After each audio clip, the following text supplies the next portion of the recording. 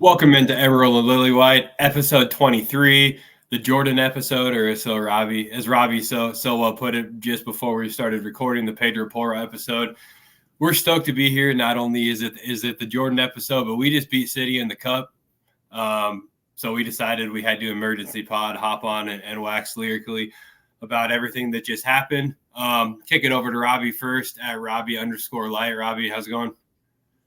Good. Yeah, I had a normal work day today and had a tiny little screen on my work laptop in the middle of a meeting. So watched the first half pretty much glancing down at my laptop every couple minutes, and then got to watch the full second half. But yeah, obviously we won. It was great, but the life of a Tottenham supporter never makes it easy. That whole last 30 minutes was just pure stress. Just like, oh my God, are we going to give this up? Are we going to, and we had our plenty of chances, but the cynic in me was just explaining all the ways we were going to lose, and then we didn't. So that's awesome.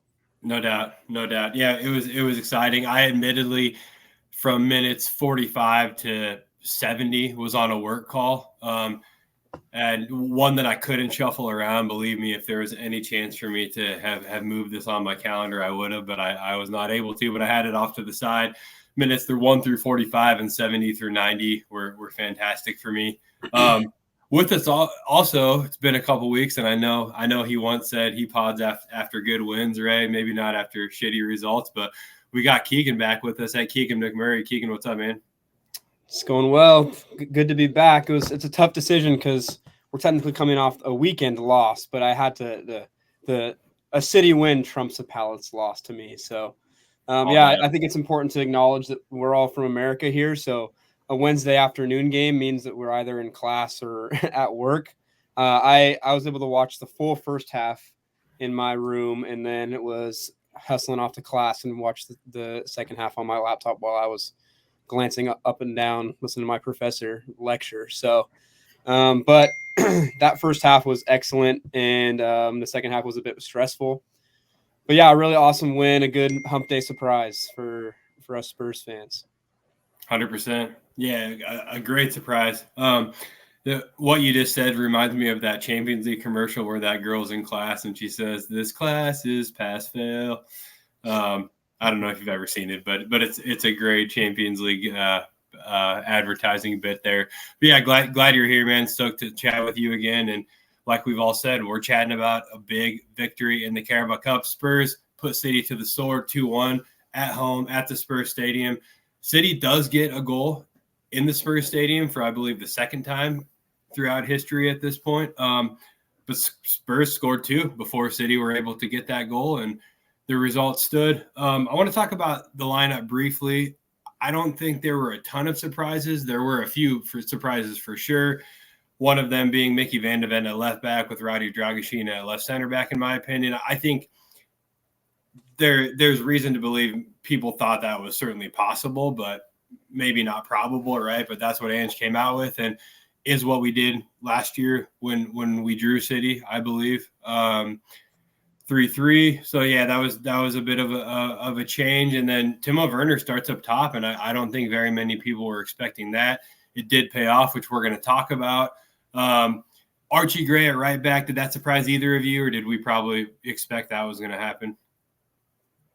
Yeah, I think based on what's his name? Spence was still coming back from an injury. He ended up not even playing at all, right? But yeah, that and just giving Pedro a break. And I was going to bring this up in the text thread too of like, this is not in any way, this is not an insult to Archie Gray, but like, I don't know if he really gives us much at right back moving forward. Like, he's certainly a serviceable defending right back. I was wondering, what do we know what his natural position is? That's a whole other discussion, but like he can play anywhere, and he's a Swiss Army knife. Good on him. I do think I just saw a tweet suggesting maybe he was kind of the one at fault for that City goal because he was sloughed in too much. But again, most of the time when he plays right back, we never talk about him, and that's, to me, is still a good job. So I was okay with his performance. Yeah, Keagan, what do you think? Oh, go ahead. Yeah, I thought that he had a really tough matchup. Actually, when the game started, I saw that Mateus Nunes was on the left wing. I was like, I haven't thought of Mateus Nunes as a winger necessarily. I always thought of him as a midfielder. Same. I was like, oh, this should be like kind of an interesting, probably not a super challenging matchup for Archie. But I actually thought that Mateus Nunes was probably City's best player the entire game. Yeah. I thought he was brilliant. And I thought Archie won a couple of their individual duels, but also kind of got skinned a couple of times.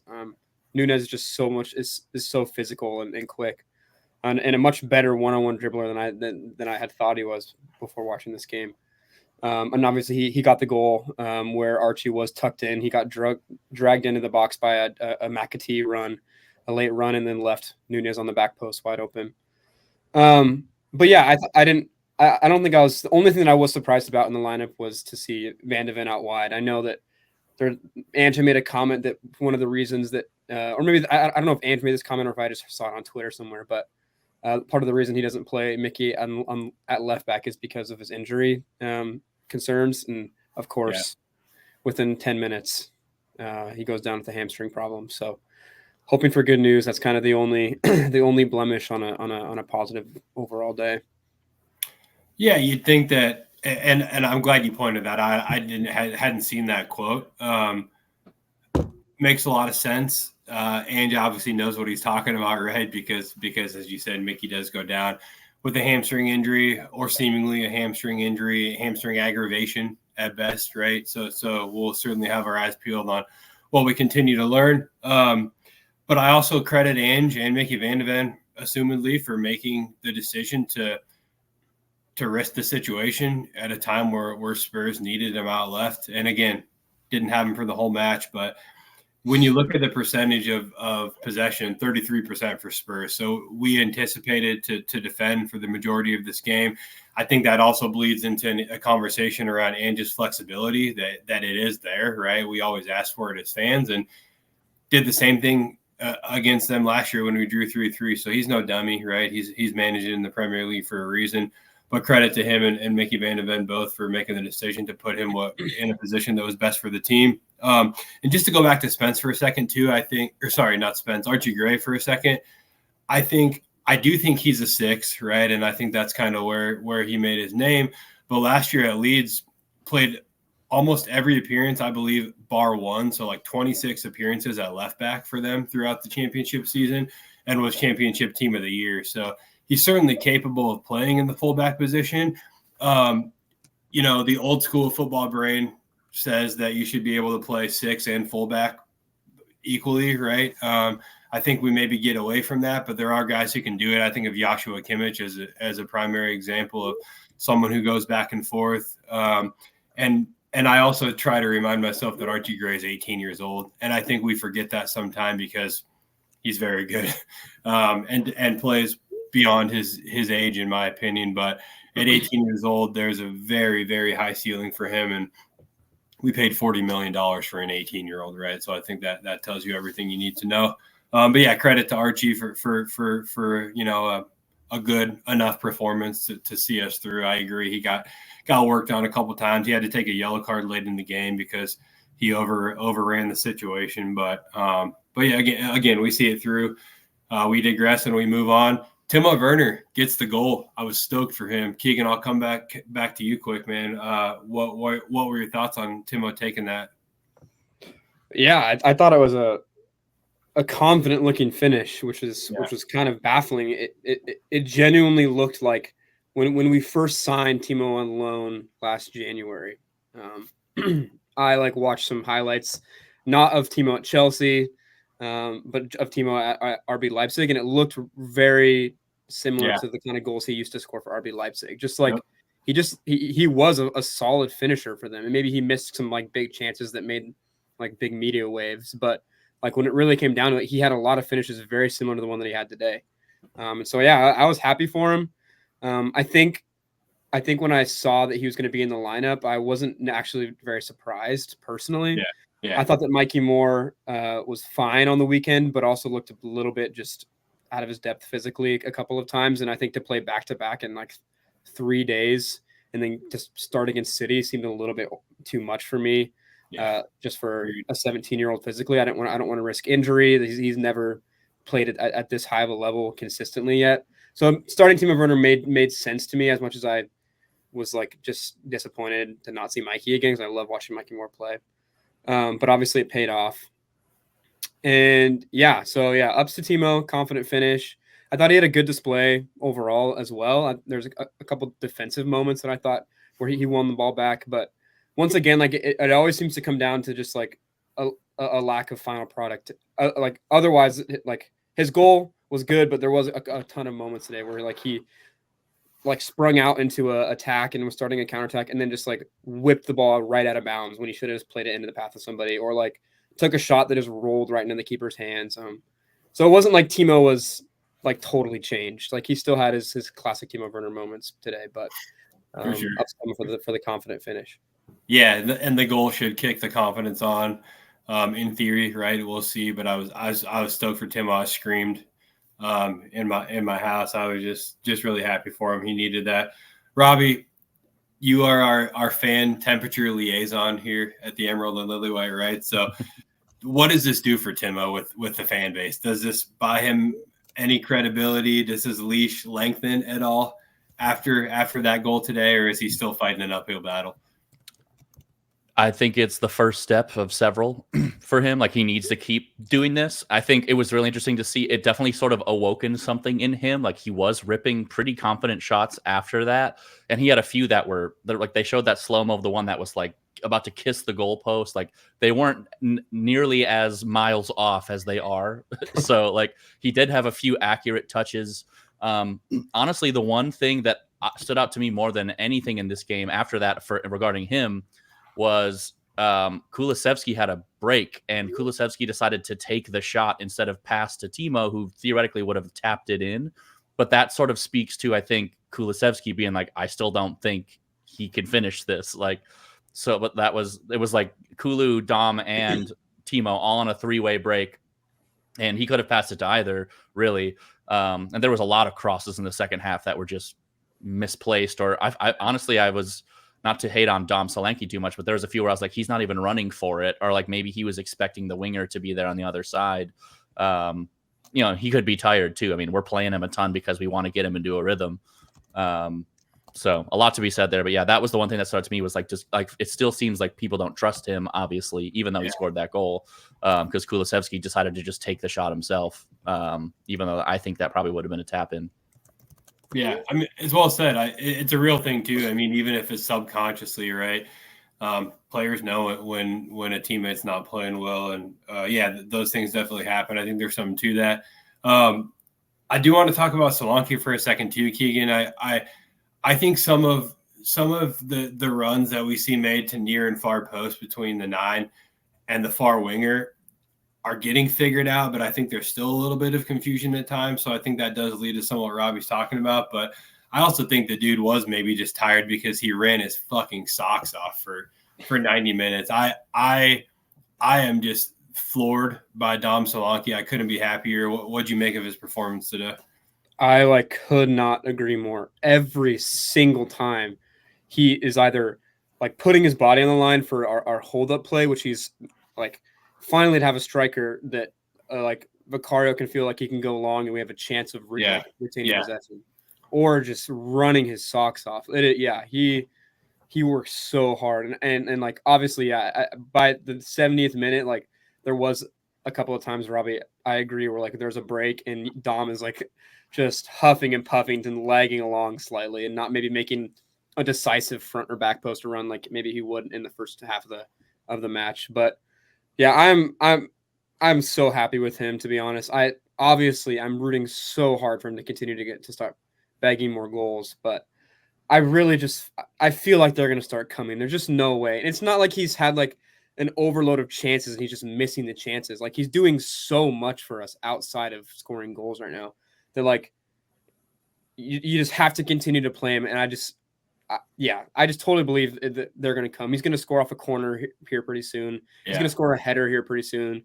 Like, it's just like statistically, they're going to start coming. He's going to score goals. We create chances. He's a quality player, but I just think we really have to appreciate like all of the work that he's doing in his hold up play. He's such a shifty dribbler too. Yeah, he can squeeze in and out of tight places so much better than I thought he could coming from Bournemouth. So yeah, I love Dom. One of my like players of the season so far, and like I think any anybody that's not a Spurs fan would look at me and be like, what are you talking about? Like, he has 3 goals in all comps, and like his foot mob ratings aren't above 7 every game. And you're like, just watch the game. Like, this guy is just, I got to do is he's watch. so integral to what we do in our hold up play. He creates so many chances for other players. Like, even the chance today where he kind of like won the ball and held the ball up in our half, and then like was able to pull back, create some space, and then played an outside of the foot looping ball into Timo Werner, right into Timo Werner's space, and then Timo obviously takes. Yeah, you're right, Robbie. That was a better finish than maybe we would have expected from Timo in the past, but Timo didn't finish it. But like, he's creating so many chances, and like, I think, yeah, I'm impressed. I love Dom. I think he's done an excellent job. Just wait, the goals are coming, I think. Yeah, well said. And historically, Ange's strikers at Celtic, and I don't pretend to know anything about his time in Japan or in Australia, right? But I do know at Celtic, his strikers were seen as selfless within the system, right? And they weren't going to score as many goals as the wings, most likely, but we're doing all the dirty work and we're creating chances for everyone around them. And I think, I have to give a lot of credit to the club too for breaking ties with their old ways and finally getting data and analytics mixed into the incomings and the scouting that we were doing. And also just having a plan with a manager, right? Just building to a system, because Dom, obviously they did their research and he's the exact profile for what we're trying to do. So yeah, super stoked for Dom. Robbie, we got to talk about Pop Sarr's goal too. That was a very finely struck ball, we could say, right? But the short corner routine, all of it worked out really well. But yeah, walk me through that moment for you. Yeah, I saw it, but that was definitely one where it was in the work meeting in the corner of my phone, corner of my computer. But yeah, no, it was. I mean, I'm trying to think. Hasn't he scored at least one of those already? Like from that same distance, roughly. He scored one. I know Basuma has 2, but I think Sarr also has one from kind of deep. I believe so. At least and yeah, I know. I had Paramount Plus still running at the end of the match, and they were interviewing that older English guy on the sideline. I don't remember what his name was, but he commented on that goal. It was just like, that was just such an impressive shot, and they showed it in slow motion, and they were like, it went the only place it could have gone to go into the goal. Yeah. So like from that distance, certainly impressive. I think few could do that accurately repeatedly. So that was pretty impressive, and not to get blocked. I mean, I feel like there's a piece of our offense that's missing a lot, is those deeper shots. But when they happen, they often get blocked. Like, I feel like Madison and Basuma get blocked a ton when they try to shoot from that distance. And that one just seemed to be in the right spot. I think I have a couple of thoughts on that goal as well. The first being that you have to score a goal like that to beat City most of the time. City does not give you very good, like a ton of wide open chances. So oftentimes when you see a team beat City, it's because they score a goal that is a half chance at best, or like just a player showing some individual brilliance. So ups to Pape for taking initiative and being the guy to be like, yeah, I'm going to score a goal and to beat City today. The second thing is, like, at first when I saw the ball go in the back of the net, I was like, I had question marks for Ortega, because I was like, that looked like you just got beat at your near post from like probably 25, 30 yards out. I was just like, I had question marks. And then when you look at the angle behind like Sarr's shot, that ball from pretty much until the last couple feet looks like it's going to be like a couple feet wide, like going to be like banging against the advertisement boards. In the last couple the amount of curve and whip on that ball to whip that down and have it bounce pretty much right before Ortega's hands in like inside of the post was one of the most quality strikes that I've seen from a Spurs player in a long time. So yeah, big ups to Pape. I've been harping and just thinking a lot about him lately, because I think he's taken a bit of slander from Spurs fans and on social media, but I think that he's actually been just excellent so far this season, and the amount of running, and I think his calmness when he's getting pressed has been super underrated. So to see him grab a couple goals in the Europa League and then come up with a super big goal against City, I'm super happy for him, and he's becoming one of my favorite players this season. So It's a great take about the type of goal you need to be a City. And then on your second point, I actually thought he missed. It took me a second to register that ball was in the net. I thought it was actually outside the net. It had gone wide. But yeah, credit to Pop. He's that guy that will take a hit from 25 out pretty often. They usually get blocked, right? But it paid off today. Yeah, is there anything else from the lineup you guys want to talk about? Obviously, Van de Ven goes down. We see Udogie come on. Romero maybe tweak something, it looks like. I think Ange said fatigue. Fatigue, yeah. Okay. He just said he was tired, yeah. Good. And then Ben Davies comes on. Anything substitute-wise you guys want to talk about? I mean, other than I know we've on this pod talked a lot about just the disappointment that Udogie gets no rest. Like, it's just a laughing point at this point of like, dude had 11 minutes rest tonight. And I feel like this happened recently in another game too, where he had to come on pretty quickly. So that was a bummer, but you know, obviously he's a great player, but would love to see him get a little more rest. So that was unfortunate. But. Yeah. Shout out to Udogie, to be honest. Like, I mean, the amount of running that he does in that position to be playing pretty much 90 minutes twice a week, every week. Like we have a physical phenomenon on our hands for him to be able to be doing this. So yeah, shout out to Udogie. I wanted to I know in the past I've made some mean comments about him, but I wanted to give credit where credit's due. I thought that Richarlison did a really excellent job when he came in. I thought he had a couple moments where he linked some play pretty well. I thought he had he had some impressive pressing moments as well. So I wanted to give a quick shout out to him. I know he's playing in maybe not his favorite position on the left wing, but that's what we needed in that game. Our wingers were just brutally tired, and Brennan and Timo. So yeah, be able to bring on Mikey and Richarlison, I was worried at first, but I actually wanted to give Richie a shout out. I thought he pressed really well. I thought he connected passes really well. Actually, had a moment where I really thought he should have scored when he pounced on an errant throw in. The left side was where most of, if not all of our attack came from. I feel like exactly. Yeah, I was relatively impressed with him, and I'm happy that he came in and put in a confident display. I thought that's been his best display since he's come back off injury. If there's no other comments, I was going to jump into some player ratings. And I'm going a bit off the top of my head. As I mentioned, this is a bit more of an emergency pod than a well-planned, articulate pod. But I wanted to see what our player ratings for. Let's start in the back. Maybe start with Vicario. Anybody want to kick us off, Scott? Yeah, I'd give him a 6.5. I give the extra half because he was goalkeeper at a time where we beat City, right? Is maybe the best way I can say that. But he was shaky in moments, definitely on set pieces. He came for a ball and ended up running into the back of Udogie that he had no business coming for, and it almost cost us a goal if Basuma doesn't make quite a block on the line. Yeah, shout out Basuma for that play. What a heads-up play from Basuma there.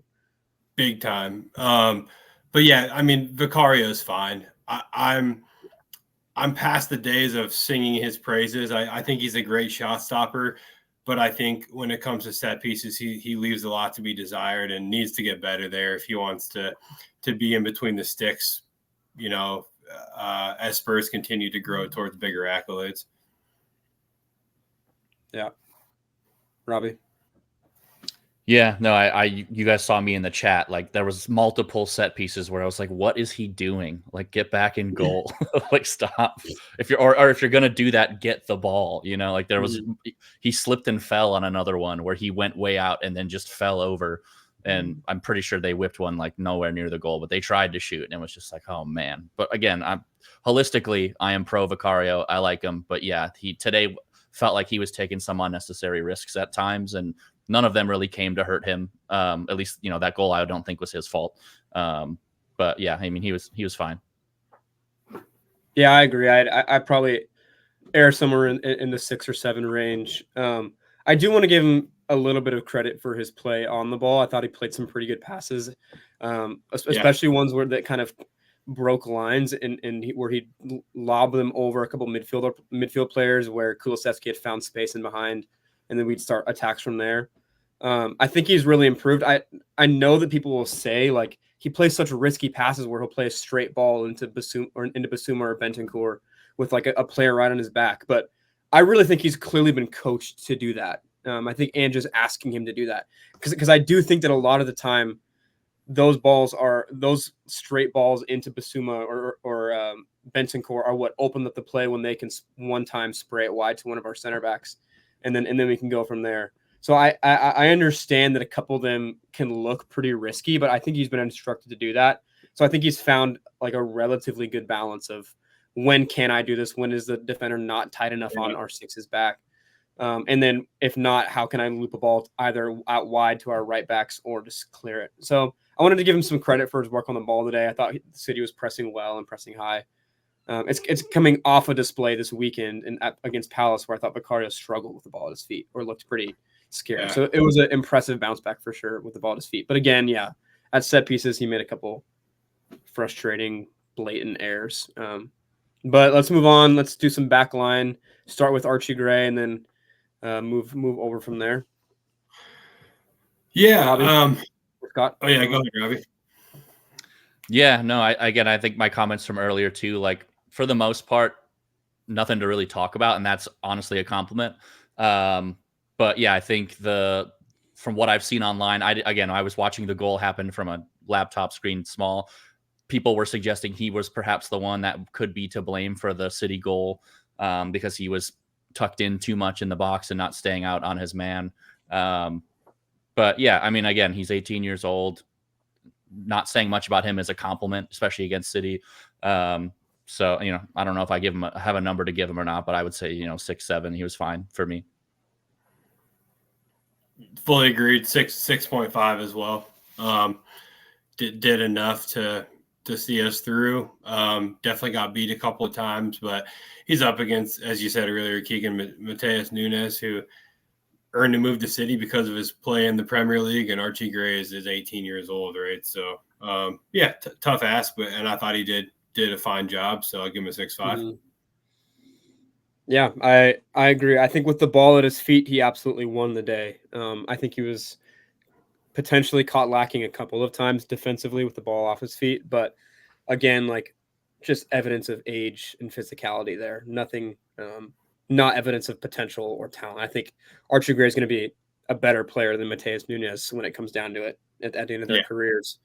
But yeah, I would give him a 6.5, maybe even a 7, just to give him credit for the tough challenge that was put in front of him and the way that he reacted to that, especially with the ball at his feet. Both of the center backs, Romero, we can start with Romero. Scott, you want to start out? Yeah, I give Romero a 7. I thought he played well. I mean, anytime you're anchoring a back line and you beat City, credit there, right? So I'd give him a 7. I thought he played well. And I also think with Romero and Van de Ven, they carry such a high ceiling, right? That 7's just a pretty good average game for them.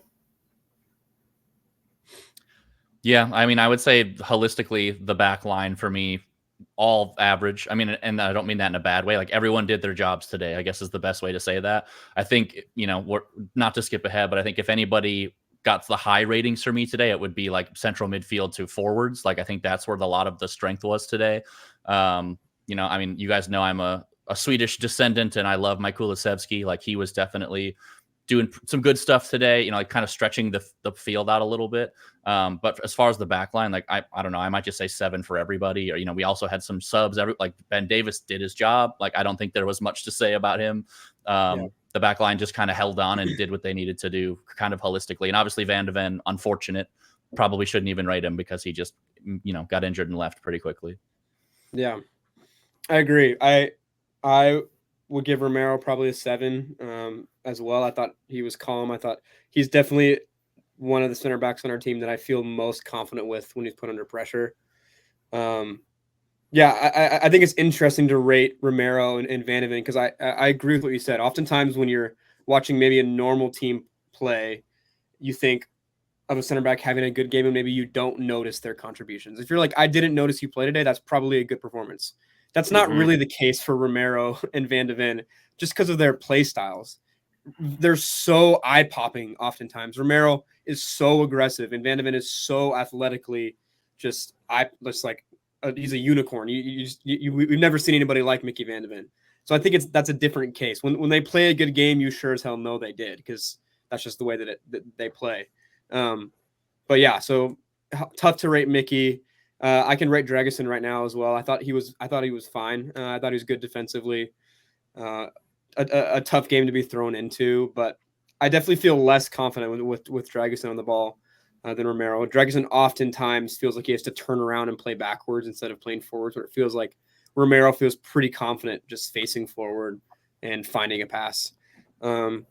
But yeah, I don't know if you guys have any other thoughts on Dragusin or Udogie. Again, shout out to Udogie for just the physical specimen that he is. To be playing 90 minutes 2 times a week is just a unique ability. So I don't think we can rely on it for much longer. But yeah, shout out to Udogie. I thought he did well and reacted well to be subbing in quickly. But yeah, probably a 6 for Dragusin, a 7 for Udogie for me, and a 7 for Romero.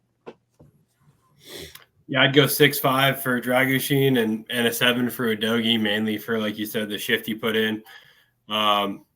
Yeah, I think Robbie's had the best, pretty just good, solid day of football for the back line. Yeah, agreed. Robbie, if you don't have anything else to add, we can move on to the midfield. Yep. Take a quick set to talk about Bentancur if you want to, Robbie. Yeah, I guess I know that there's some people on this podcast that feel a lot more strongly on the like Bentancur versus Basuma argument, I guess.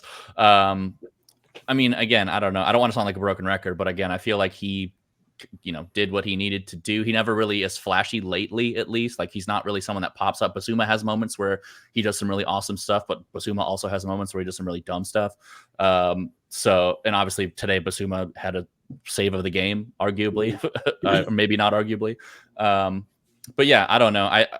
He's someone I often don't pay attention to when he plays, I guess. And again, that could be a compliment because he's just kind of doing what he's doing, but he's also not bringing a ton of excitement, I don't think. And maybe I'm totally off base there, but I'm not the strongest in the tactical analysis area. But today, again, I just thought if there was anyone in the midfield that was bringing the dynamic, it was Sar and Kulusevski. And again, he is Bentancur is a 6, so that is to be expected. But yeah, he just was, a solid job, I think. And I didn't really notice any mistakes. Maybe stuff happened in the first 45 when I had a tiny screen on him. But again, I think another fine performance. Yeah.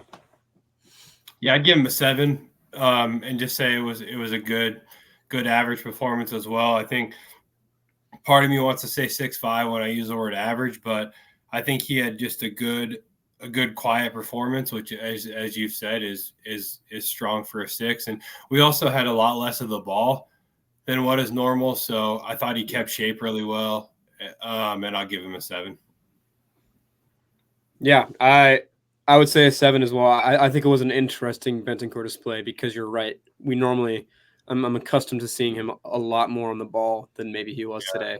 But I thought he had some important defensive contributions as well. And I think he, as a 6, when you're playing City, one of your roles is to kind of maybe even manipulate the play with your positioning and try and jump passes. And I thought he did that a couple of times where he was able to start attacks by intercepting or forcing the play one direction just with his positioning. So I think like the reality is maybe he wasn't. Maybe Robbie's definitely right, or maybe he wasn't as forward on your screen today. But I thought he did the dirty work pretty well today. And I think Sar is the same thing as Bentancur, but he also was pretty freaking dynamic going forward. And I thought when he was on the ball, like I just felt excited for some reason today. His first touch is so impressive. I think one of the things that separates good central midfielders from great central midfielders is the intention of their first touch. When you are able to read the play so well that your first touch always puts you in a position to connect the next pass instead of kind of taking your first touch, bringing the ball under control, and then trying to make a decision where you want to go with it.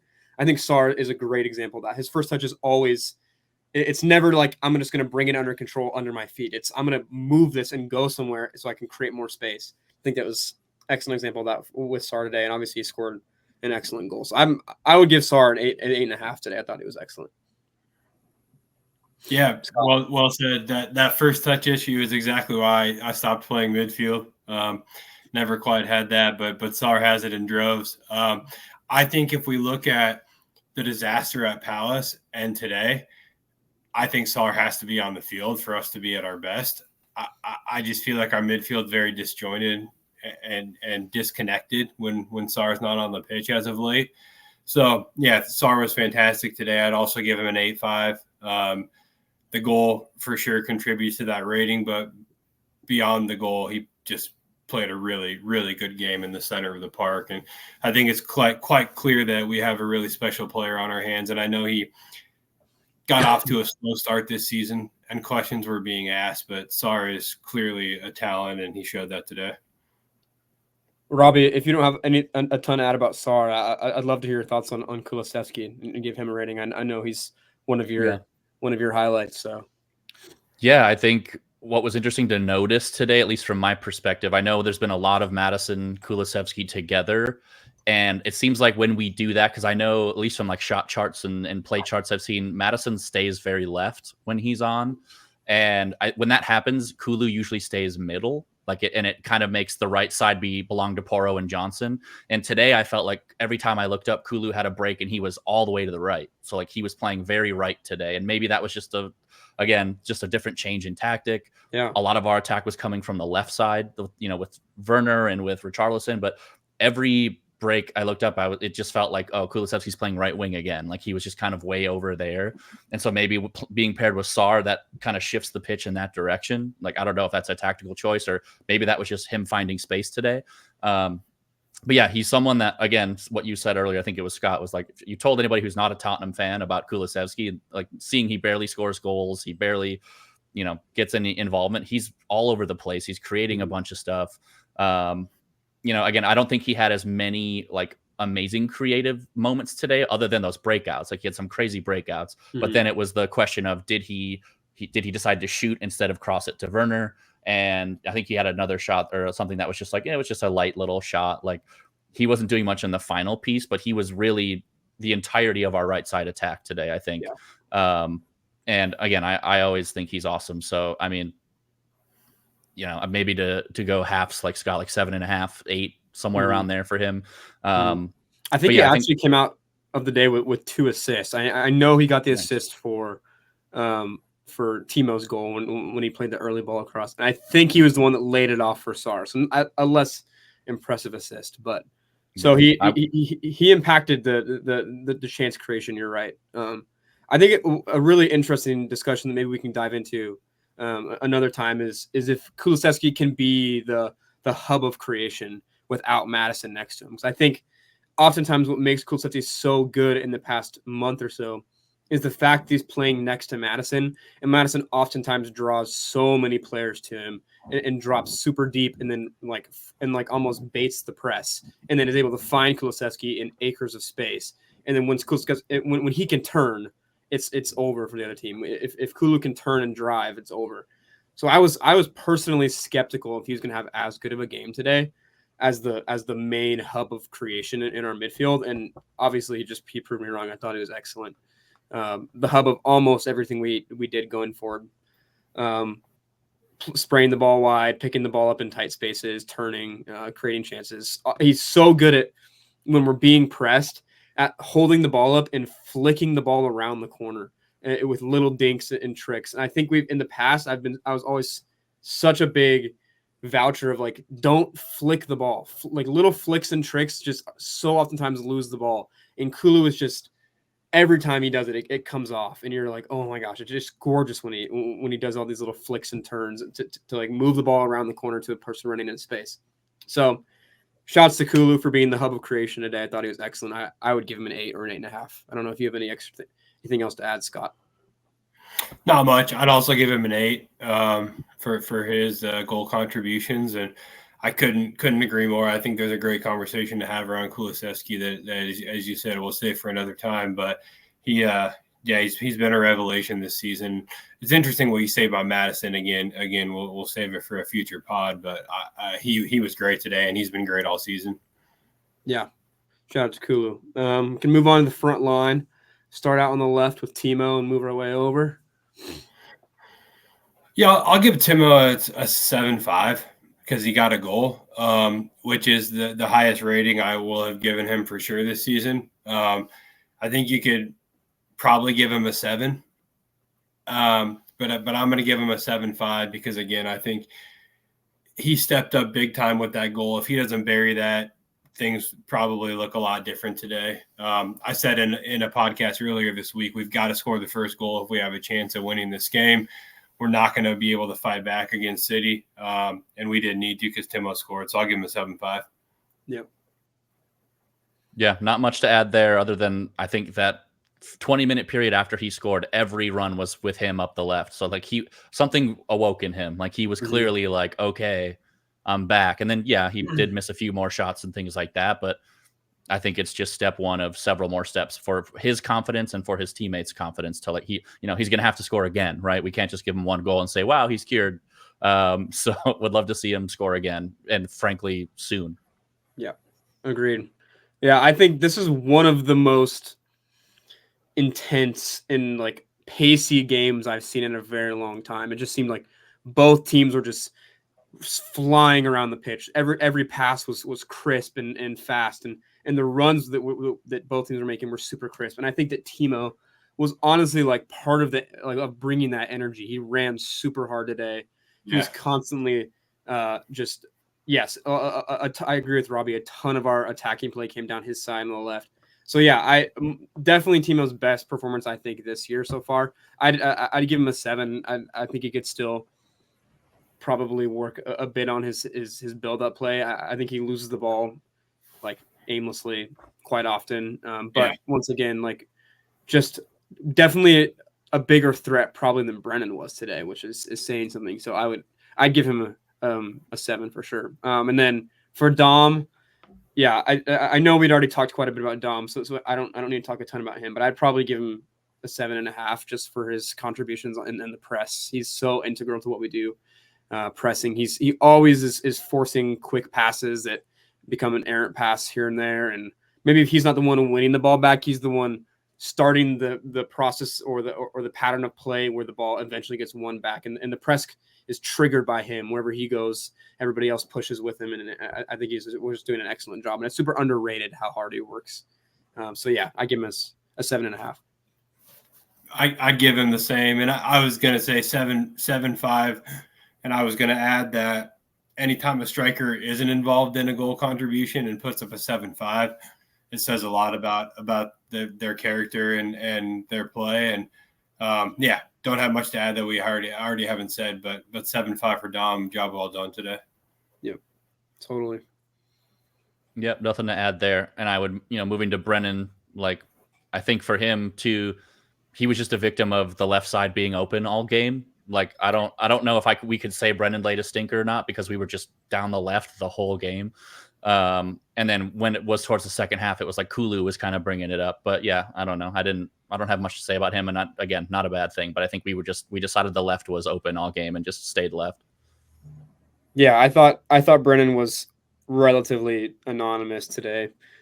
Maybe not in a bad way like he has been in the past or a couple times last year, but not definitely his most impactful performance. I'd probably give him a 6. Yeah, I give him a 6.5. Thought it was just a quiet performance. I don't even want to say average because there isn't enough data from today from the eye test to even say it was an average match. It was just kind of a non-existent match. But I thought he worked really hard. I'll give him the extra half point for that. But like Robbie said, Timo, everything went down Timo's side. And Timo, I know we're on player ratings here, but I'll back up to him for a second. He clearly has a very high soccer IQ because he understands the system. No one finds space even remotely close to the way that Timo finds space every single time he plays, over and over, honestly.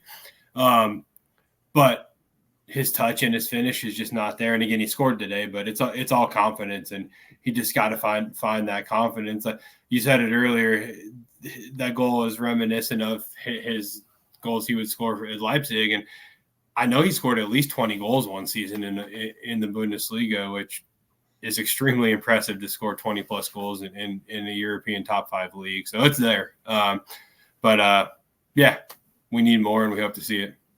Yep.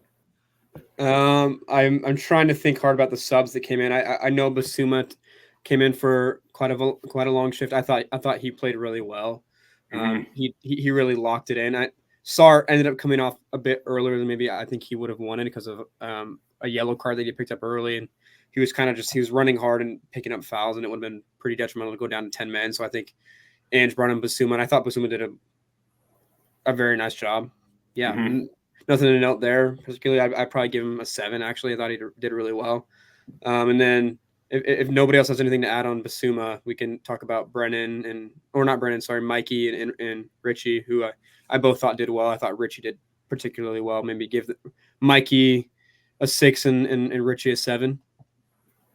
I'd agree 100%. I thought Mikey, I'd be comfortable not giving Mikey a score, right? He came on for a little while, ran around. And I give Richarlison a 7 as well because I do think he was lively. He played a couple good balls into Solanke that if Solanke is not knackered, maybe turns into something. Thought he looked pretty good on the left-hand side, and we've been talking about could Richarlison be depth in a position where we're screaming for it right now with Son and Odebear down. And I thought he did really well today, so I'd give him a 7. Yeah, I would say, I mean, we could probably spend a whole pod talking about this, but I'll just say it quickly, and I'm sure you guys will have a reaction. Like, the fact that Son didn't play a single minute of this game, and we still won. I mean, again, I know City wasn't playing their guns either. They didn't have, like, I said it in the chat, if Haaland comes in, he probably scores 2 in 5 minutes. Like, there was such a lack of someone to finish for them in that regard. And all the chatter online was City clearly chose to not win this competition. Like, they decided today that it wasn't worth it to bring Haaland on. So they're putting their eggs in other baskets, I guess, and whatever. I'll take it. I don't care. I'll take their pity. I think a bit of that chatter is a little bit frustrating to me because we didn't necessarily play. I mean, we didn't play Madison. We didn't play Poro. Obviously, Sonny's injured. Odebear's injured. So it wasn't like we had our full strength team out there also. So I would like push back online, or maybe I will. I'll go on Twitter, talk some shit after this, but let people know that, like, I don't think that this was Man City. Like, Man City doesn't have a B team. They have quality in every inch of their squad. And so I think this win was just as impressive as it would have been if we would have had Sonny and Madison playing and they had Haaland and Bernardo Silva playing and De Bruyne playing as well. So, I thought it was a impressive game overall, and I was really happy with it. Yeah. I happened to join a Man City show earlier this week for a preview at Shades of Blue Network. Really good people doing some good work. So if anyone's ever interested in a peek into City, follow Shades of Blue. They're good folks, but they didn't expect a win. I went on the show and predicted a Spurs win and was met with no backlash, right? But I think their fan base looked at the season and said, look, if we toss this one, that's perfectly fine. But I also don't believe that happened. And one of you shared this in the chat. I believe it was Robbie. Their average age was 26 today in their starting lineup, and ours is 23. So all this talk about youth. I mean, Ruben Dias started. Ilkay Gundogan started. Phil Foden started. Savinho started. Mateo Nunez started. All of those guys walk into our starting 11, hands down, right? And so, yeah, I also don't want to hear any of the City gave Spurs this match. It's also just not in Pep Guardiola's nature to do anything other than go out and play for an overwhelming victory. And Spurs were great on the day. I think this is Ange's statement win that we've been asking for. Not asking for, but we've said that Ange needed, right? He needed that statement victory. You get it against United at Old Trafford. We also know United's a little bit in the mud. But when you knock City out in the cup, that's certainly that statement victory. Do we want to talk about the rest of the competition just briefly? I know we're getting long here, and I know Robbie's probably got to jump soon, but comes out today that Spurs have drawn Man United, that name again, at home in the next round of the Carabao Cup. Every reason to think we can go beat United, Robbie, right? Yeah, no, I think at this point, I'm expecting it. I mean, they're going to have the new manager bounce or whatever we want to call Van Nistelrooy. They won their match today, right? I think I like the chances of that. I do think too, like, I don't know, you know that these are random draws, right? But come on, these results seem pretty calculated, that there's a preferred Final Four teams. They want to be in this competition. It seems like a pretty evenly balanced draw on all accounts. Like every team got like a little bit lesser of a opponent in some way. Obviously, maybe United Spurs is the closest in terms of competition. But not to jump topics too quickly, but like, do we feel any vindication that Palace beat Villa? Like, do we feel any better about losing to Palace? Like, are they on a run right now? Have they figured something They out? just figured it out. Yeah. Yeah, I don't know. Dr. Tottenham, you play Tottenham, you figure it out. Mm-hmm. We'll always talk about that. We're good people over at Spurs. But no, I agree with you, Robbie. We expect to win this match, hands down. Rumors of Ruben Amorim coming in from Sporting Clube de Portugal.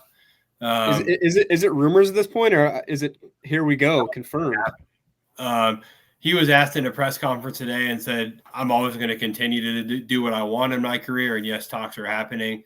That's all I can say now. So he'd be silly not to take it, in my opinion. I think he is a really talented manager who will come in and plays a different formation, and he's got the tools at United to do it. So I think it'll happen. I think it's a really talented manager. So we will be up against that new manager bounce, but I back Ange Postecoglou without a doubt. And the rest of the squad to get it done. But, we talked about resetting expectations on the last show.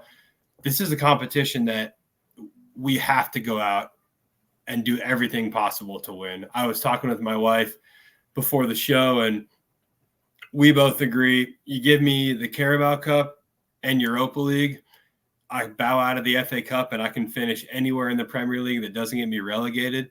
And I'm super stoked with this season. So this today was a huge opportunity for us to go and do it. And Tottenham hosts Man United, Liverpool goes to Southampton, Arsenal welcome Crystal Palace to the Emirates, and Newcastle is up against Brentford, if I'm not mistaken. It is the draw. You think about Liverpool, you think about Arsenal, and you do think about Newcastle. Again, I don't want to overlook Palace, who reminded us of that over the weekend, but we get through United, and every reason to think we can go and do it. So super exciting stuff. And again, just really excited for what's to come. Keagan, you got anything to add on the draw? Not much to add. Maybe something quick to add on the comment that you made about we'd be fine going all in on these cups. I totally agree. It's very clear to me that our squad is not yet at the point where we can be fully in on everything. I mean, even City today is playing their B team and starting Savinho and Gundogan and Ruben Diaz, and we're playing our B team and starting Timo Werner at left wing. So like, we're just not at a point with our squad yet where we're going to be able to win a Europa League or a Carabao Cup and also finish top three in the Premier League. And I think I've accepted that.